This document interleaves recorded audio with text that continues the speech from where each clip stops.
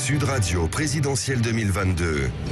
La vérité en face. Et la vérité en face sur le véritable état des lieux de l'insécurité à la veille de cette présidentielle avec nous pour en parler. Xavier Hofer, bonjour. Bonjour. Merci d'être là ce matin. Vous êtes criminologue, directeur des études du département de recherche sur les menaces criminelles contemporaines à l'université Paris 2 et essayiste. Ah oui, alors quand on regarde les statistiques, on voit un état des lieux des chiffres de la délinquance qui fait apparaître la poursuite d'une tendance à la hausse, mais ça dépend en fait des secteurs. Il y a beaucoup de variations. Est-ce que vous pouvez nous éclairer un petit peu justement sur les chiffres? Je vais le faire, mais d'abord je voulais vous faire part d'une inquiétude. Oui, vous avez vu Monsieur Darmanin ces jours-ci? Non. Il a un peu disparu quand même, cet homme. Depuis une algarade, là, depuis on a un peu de mal à le voir ou à l'entendre.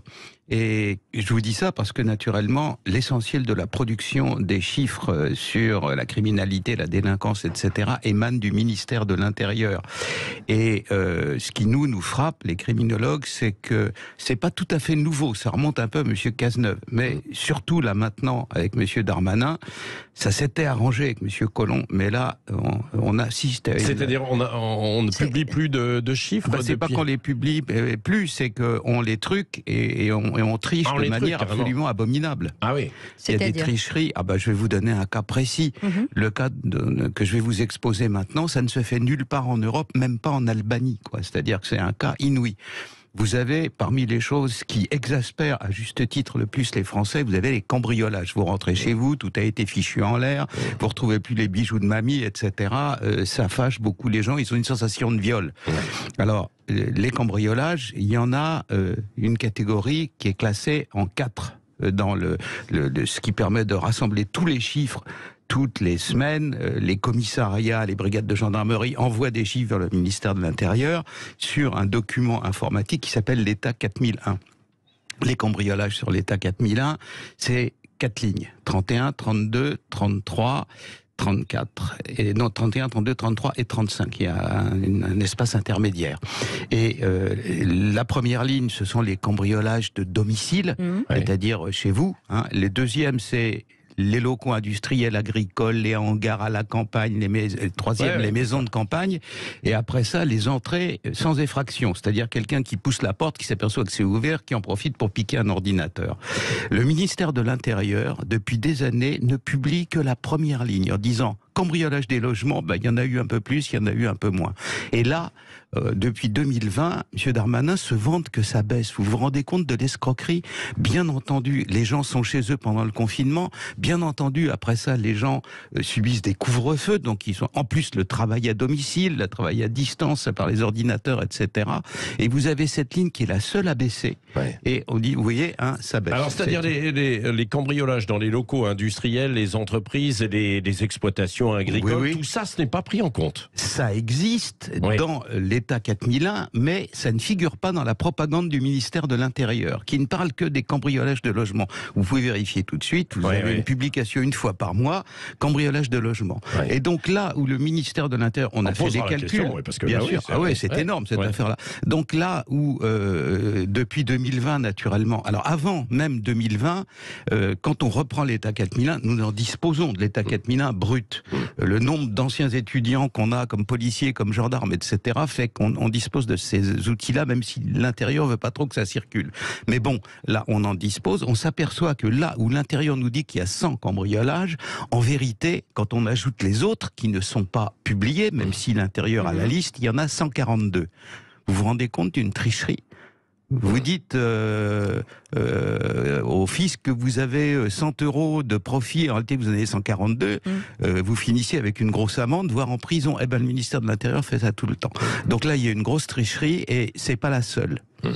Bon, donc, mais le confinement avait eu tendance à stabiliser certaines choses, Mais non, s'il y avait eu un effet de déplacement, c'est-à-dire qu'au lieu de cambrioler des domiciles parce que les gens étaient dedans, on allait cambrioler les boutiques qui étaient vides parce qu'il y avait le confinement. Donc il y avait naturellement toujours les marchandises dedans, mais il y avait plus les propriétaires ou les exploitants, et donc c'était plus facile de cambrioler. Est-ce qu'il y a des chiffres positifs aujourd'hui où on se dit, alors on sait que les chiffres sur les violences faites aux femmes ou sur ont été modifiés parce que forcément, il y a beaucoup plus de femmes qui portent plainte et l'accès justement au commissariat ou en tout cas aux gendarmeries est plus facile. Mais est-ce qu'il y a d'autres sujets où les choses se réduisent ?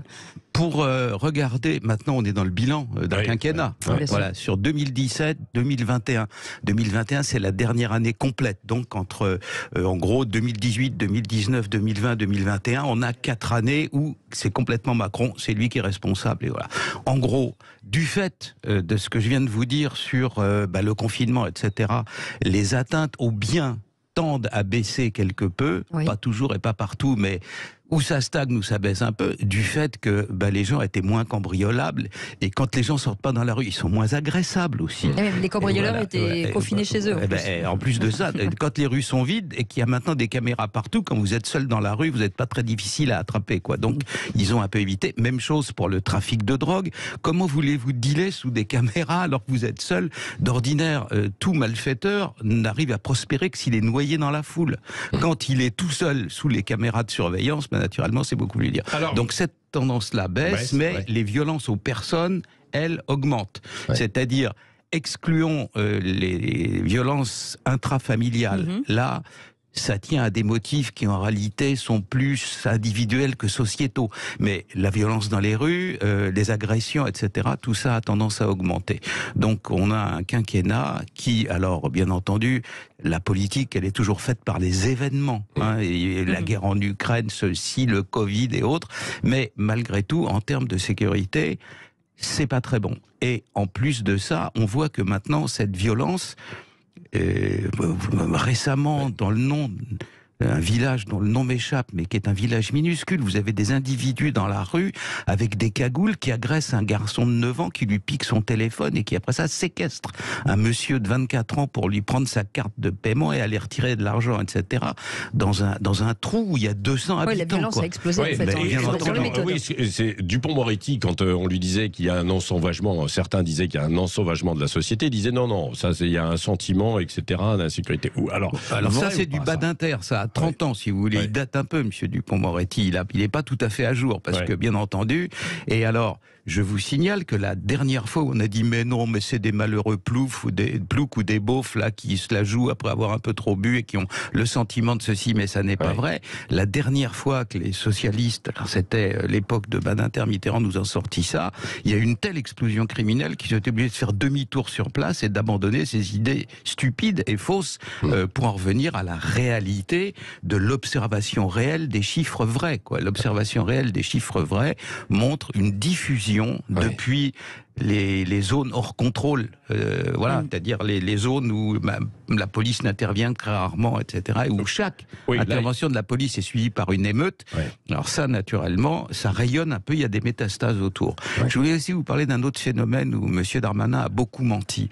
C'est la lutte contre le trafic de drogue. Il nous dit on les pilonne, etc. Alors, la drogue, la cocaïne, le hashish, l'ecstasy, etc., ce sont des marchandises. La règle infaillible qui vaut pour toutes les marchandises légales ou illégales, c'est que quand il y en a moins, les prix augmentent. C'est la rareté qui fait monter les prix. Si la politique de M. Darmanin était positive, si elle avait des résultats positifs, ce que tout le monde souhaite, mais il faut quand même constater la réalité, dans la rue, chez le dealer, le prix de la drogue monterait. Elle baisse. Vous voyez à quel point c'est mensonger. C'est-à-dire que les dealers sont pas du tout affectés et impactés par les opérations spectaculaires, les opérations coup de poing. Les gens qui sont sur place, les policiers de terrain, les habitants, disent ok, 1 heure après ils sont revenus et puis ça change pas grand-chose. Donc voilà, ça fait quand même pas mal de mensonges pour une fin de septembre. On va revenir évidemment sur cette lutte contre la drogue avec ce que vous venez de nous dire, quoi. Ça ne marche pas, en fait, ça déplace parfois un peu le problème, oui ou non. Et les caméras, est-ce que ça marche, les caméras de surveillance? Est-ce que ça fait diminuer un peu ou pas la délinquance? Et puis on voudrait savoir aussi quelle est la nature aujourd'hui des bandes criminelles.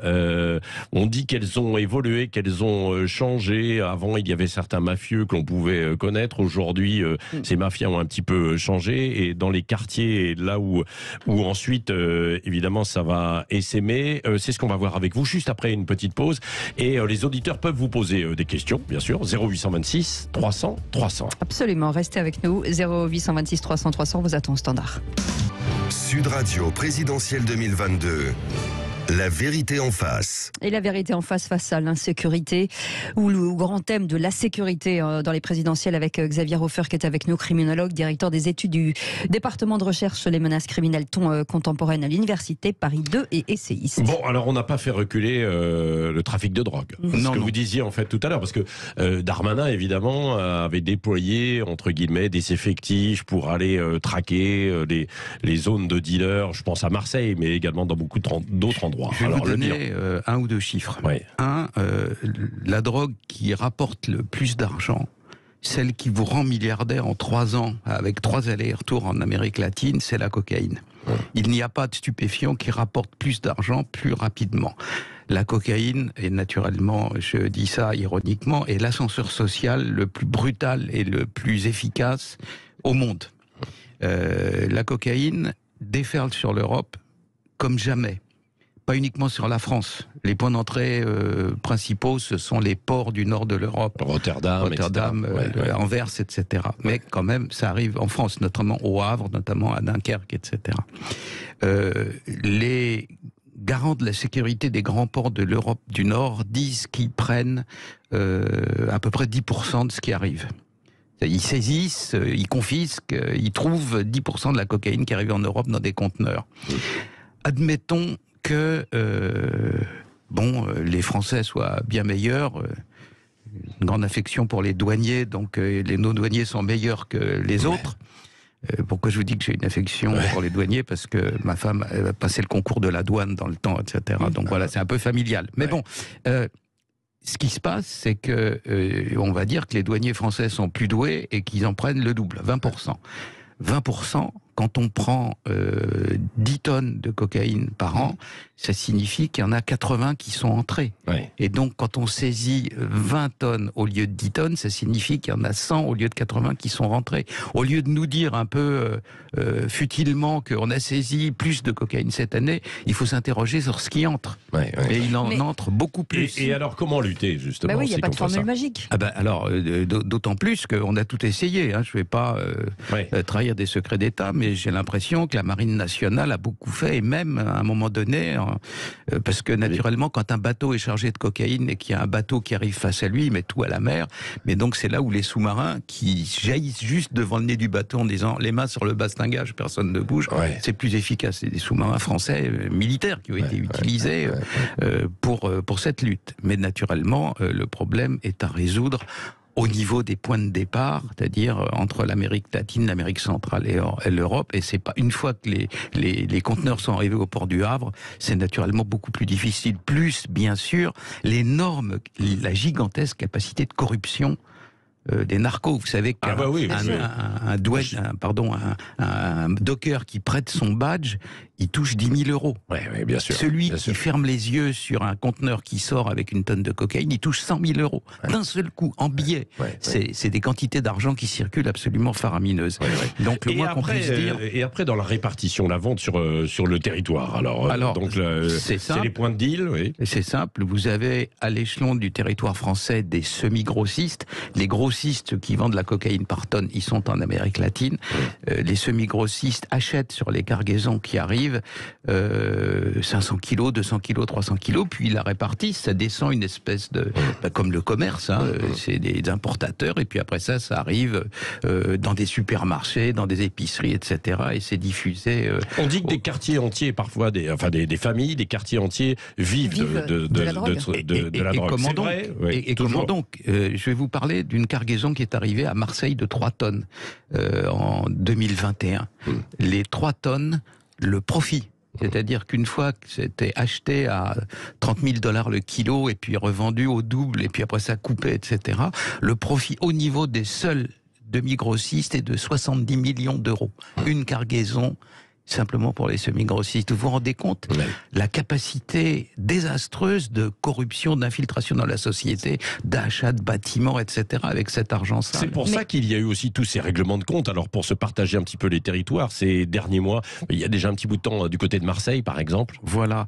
À un moment donné, les caïds Ceux qui tiennent les cités se sont rendus compte qu'avec le cannabis, ils ne pouvaient pas gagner autant d'argent qu'ils le voulaient. Donc ils ont mis en vente également de la cocaïne.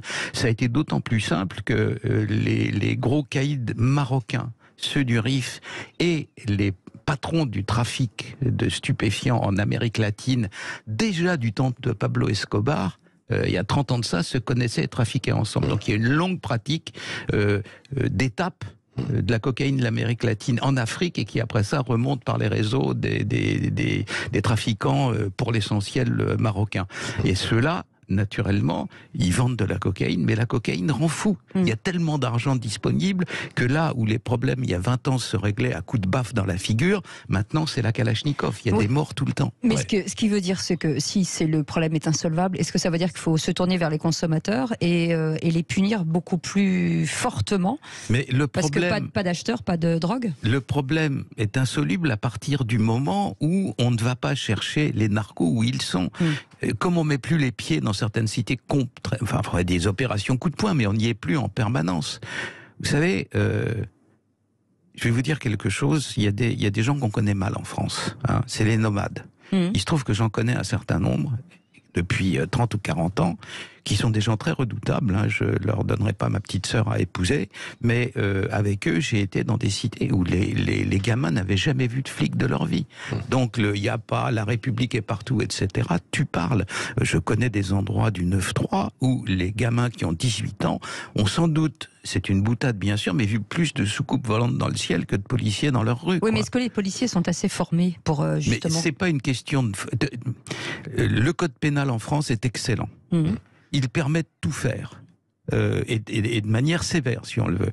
Le code pénal en question, c'est pas un produit de l'époque de Himmler ou de Staline. Il a été commencé, enfin le code pénal, l'architecture, sous Monsieur Bérégovoy et terminé sous Monsieur Balladur, qui ne sont pas des dictateurs féroces. Vous voyez que c'est quelque chose d'humain, stable. Mais il dit les choses fermement. Si on applique mais entre le code pénal et l'action, c'est l'action qui est visiblement difficile. C'est une question de volonté politique. Je pense pas qu'il y ait besoin d'un policier de plus.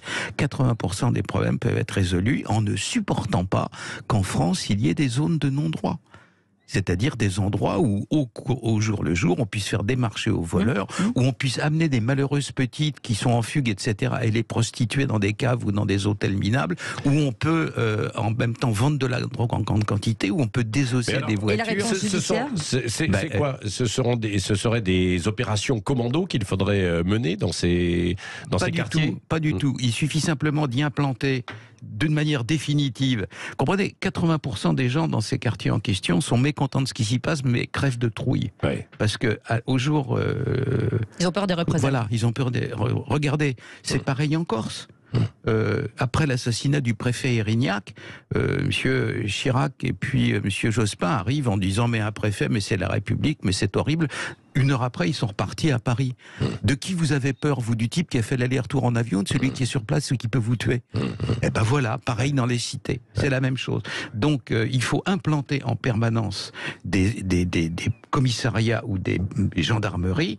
Une fois que les gens ont la certitude que ça va plus partir, que vous êtes là, ils commencent à parler, et une fois qu'ils sont plus comme un poisson dans l'eau, vous les démantelez. Et il faut que la justice fasse son boulot derrière, quoi, aussi. Il suffit que, c'est pas très compliqué, voyez-vous, il suffit d'appliquer le code pénal. Je vais vous dire, à l'heure actuelle, un braquage... Les policiers s'en plaignent, vous le savez, enfin, justement qu'il n'y a pas de réponse pénale derrière. Évidemment, mais ils ont raison.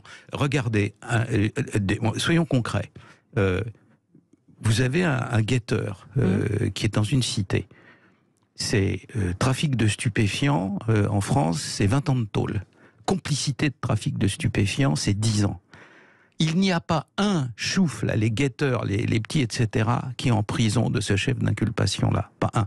Braquage, vol à main armée, 20 ans de prison. Tous les vols à main armée, de rares exemplaires, sont maintenant, vous savez, passés dans une catégorie inférieure où c'est plus un crime qui est passible de la cour d'assises, mais un délit. Et donc vous avez couramment tous les jours des gens qui ont braqué au prix d'une frayeur extrême des gens et des traumatismes, etc. Une pharmacie, une épicerie, ils sortent, ils prennent 2 ans de prison, ils sont sortis 1 an après. Pourquoi ? Parce que en France, je l'ai déjà dit et je le répète, et naturellement c'est au service des magistrats que je le dis, combien de magistrats ai-je eu comme étudiant à l'Institut de criminologie ? On a une justice de clodo. Vous vous rendez compte que la moyenne des magistrats en Europe, la France a moins de procureurs par tête d'habitant que l'Albanie. Voilà, donc, la moyenne des magistrats dans l'Union européenne, c'est 17 magistrats pour 100 000 habitants, dont 11 procureurs. En France, c'est 11 magistrats, dont 3 procureurs. C'est une honte. Alors, il y a une raison à ça. Elle est peu connue et je vais vous la dire. Quand il est arrivé au pouvoir, quand la France a été libérée, le général de Gaulle a éprouvé une détestation viscérale pour les magistrats français, qui, sous la Troisième République, c'était des notables très considérés. Mais là, ce que le général de Gaulle n'a pas supporté, 4000 magistrats, tous prêtent serment au maréchal Pétain, sauf un qui a sauvé l'honneur, qui s'appelait Monsieur Didier, de son nom de famille, qui a refusé de prêter serment. Et en 44, il arrive, ils sont tous gaullistes. Alors, ça lui était resté un peu en travers de la gorge, et à partir de ce moment-là, il a traité un peu la magistrature comme le général savait le faire. Il avait la dent un peu dure, et donc faites-moi une cour de sûreté de l'État, j'en veux plus, allez, va chercher le journal, etc. Et donc ce sont devenus un peu des gens, et dès lors, dès le début de la Ve République, les budgets de la justice ont été sous-évalués. À l'heure actuelle, ils n'ont pas la moitié de ce qu'il leur faut. On a une des magistratures. J'ai des chiffres, hein. Il manque de photocopieuses, il manque de lieux de stockage. Là où il faudrait 10 magistrats, il y en a 3. Ils n'ont pas de greffiers formés, etc. À l'heure actuelle, nous avons une des magistratures, le droit français est célèbre, la magistrature française est prestigieuse dans le monde entier, elle est les moyens de fonctionnement d'un Bantoustan. Voilà la réalité. Merci. Alors, la réponse, hein, c'est ça. C'est ça. Et vous avez donné une partie des solutions, évidemment. Sur la justice, d'ailleurs, on va en reparler cette semaine. Ce sera l'un de nos grands thèmes dans La Vérité en face. Merci en tout cas, Xavier Refer. C'était très très clair, passionnant et en même temps un peu effrayant quand même, parce que voilà, on n'arrive pas à appliquer alors qu'on a des moyens, quoi. Il suffit Ma de les réponse appliquer. est toujours simple en pareil cas. Quand ça ira bien, je le dirai aussi. Merci Xavier Refer, criminologue, directeur des études au département de recherche sur les menaces criminelles contemporaines à l'université Paris 2, et beaucoup d'ouvrages également. Absolument, à lire absolument. Et dans un instant, Valérie Expert qui reçoit pour cette semaine du premier tour des présidentielles le président de l'Arcom, Roch-Olivier Mestre. Il évoquera le rôle des démissions justement de cette autorité. Temps de parole, temps d'antenne, égalité pendant 15 jours. On va tout vous dire dans un instant. Pourquoi ? Et nous, on se retrouve demain matin. Salut.